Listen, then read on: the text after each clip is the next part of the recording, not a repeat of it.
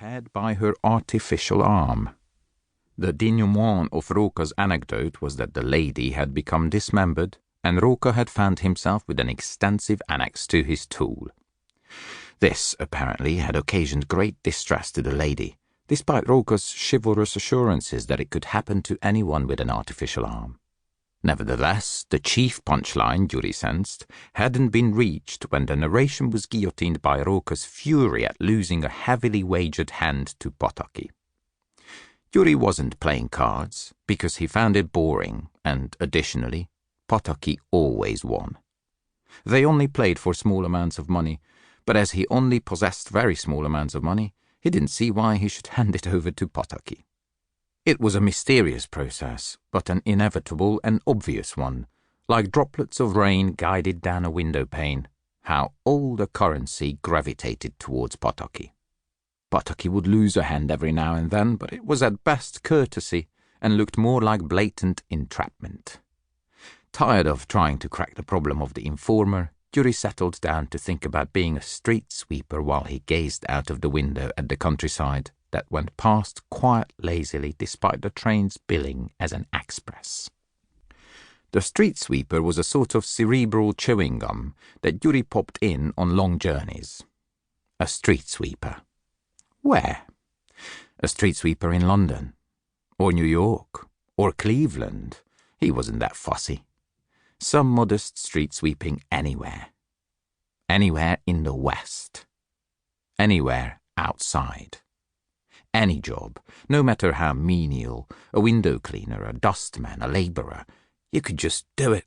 Just carry out your job and you wouldn't need an examination in Marxism-Leninism. You wouldn't have to look at pictures of Rákosi or whoever had super-briganded their way to the top lately. You wouldn't have to hear about gambolling production figures, going up by leaps and bounds, higher even than the plan had predicted because the power of socialist production had been underestimated. Being a street sweeper would be quite agreeable, Gyuri reflected. You'd be out in the open doing healthy work, seeing things. It was the very humility of this fantasy, its frugality, that gave the greatest pleasure, since Gyuri hoped this could facilitate its coming to pass. It wasn't as if he were pestering Providence for a millionaireship or to be handed the presidency of the United States. How could anyone refuse a request to be a street sweeper? Just pull me out. Just pull me out.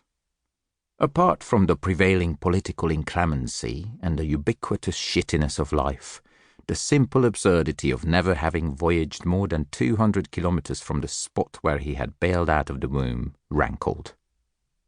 The train went into a slower kind of slow, signalling that they were arriving in Szeged.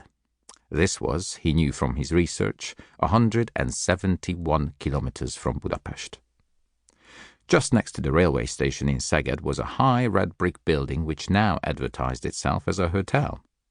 It had been, as everyone knew, one of the most renowned brothels in Hungary before such dens of capitalist iniquity were closed down.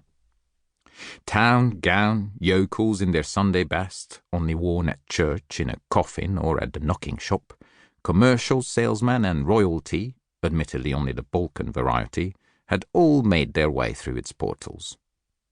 There was no doubt it was pure hotel now. The girls would have been dispersed to some more dignified toil. Gyuri recalled the party secretary at the guns works making quite a ceremony out of it when the factory had taken on 4 night butterflies.